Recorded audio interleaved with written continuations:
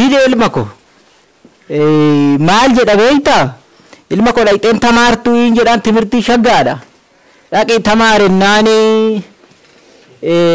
duraan ati maal inni faarfataadha moo daaqonii tasan daaqonii shaggaa irta gurbaa kana naa ta'e akkam doonyaa jedha seete amma dhaqee tamaarennaan maal jedha seete daaqoniin taafanii ummata kananne akka isaan dhagaanittan qaddasaa fedhe nu qiddaasee duris qaddasiisatuma turreedhi amma qaddasaafanii isa innaan nadidanii jedhe walii lamaa wanni kun ante marree abbako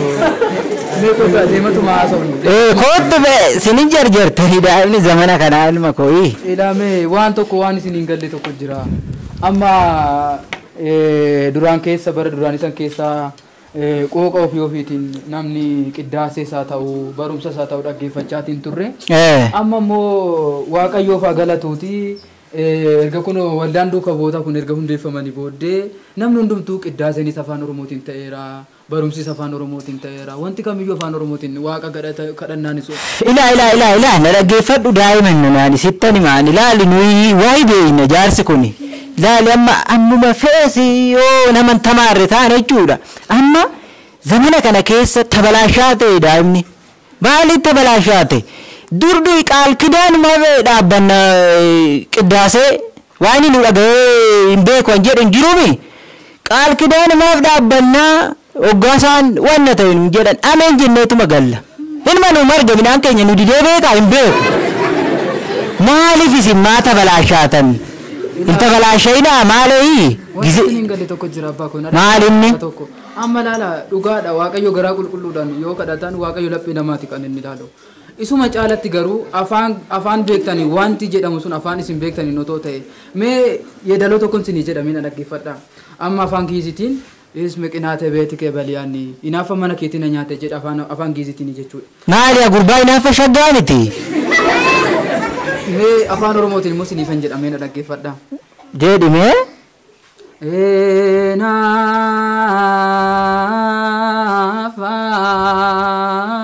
enafaan mana keena nyaate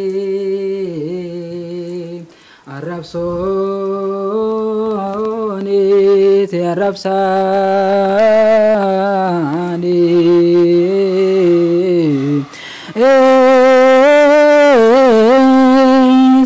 narate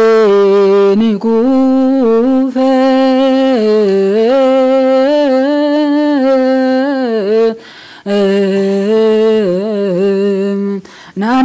nanada be soman lubo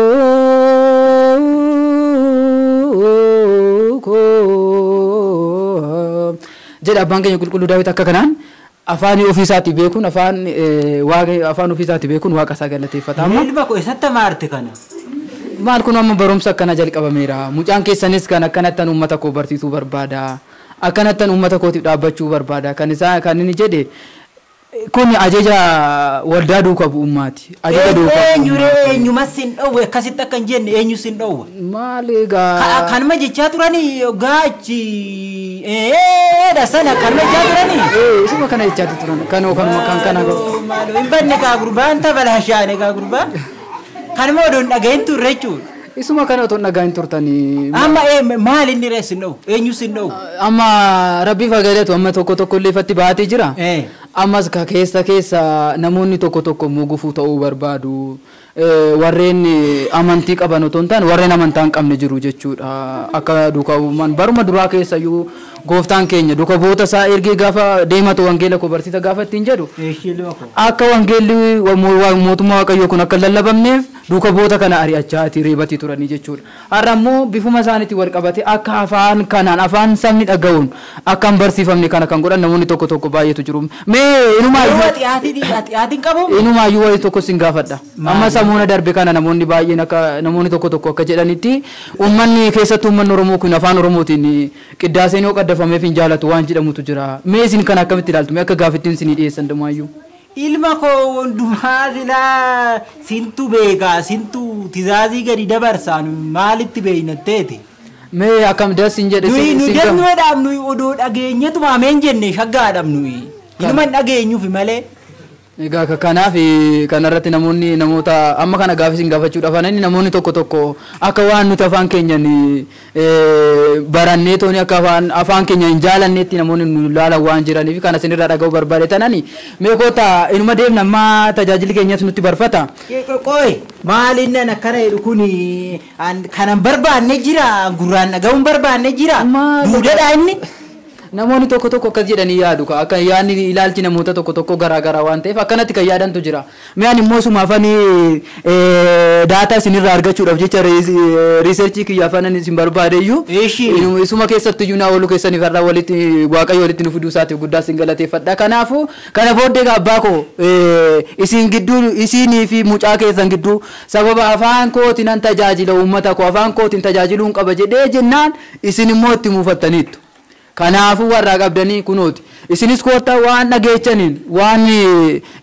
afaan dhageechaniin koottaa baradhaa koottaa qiddaasee dhaggeeffadhaa koottaa kadhannaa geechifadhaa hundumtuu afaan keessaniin ta'eera afaan keenya kana duwwaan moomita afaan saboota kamiiniyyuu jechuudha. Kanaafuu ergamni waldaa duukaa bu'ummaatis kana waan ta'eef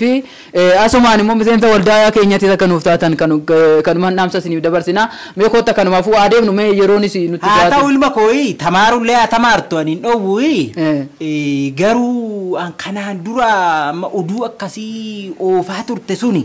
amma maaliif hin tamaarinaayi afaan kanaan hin dhagayinaa hin jedhu suni dhuguma nu baddaleera. Nu baddalee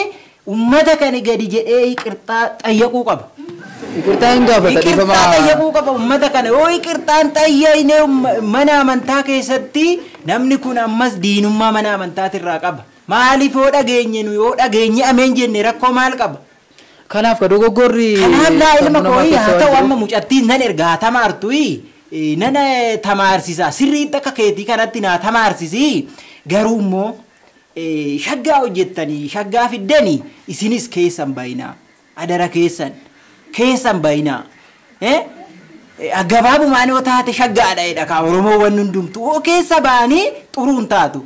Tole daa'ima koo. Tole abbaa koo. Haa ta'u kaani nan jarjaraa ijaarsa duu jaalataa jedhi kaame. Tole jedhaa kaame anis kun asirraa nani. Haa ta'u jabaadhuun. Tole bakka jedhame karaa gaarii sinifaa ta'u abbaa koo galatooma.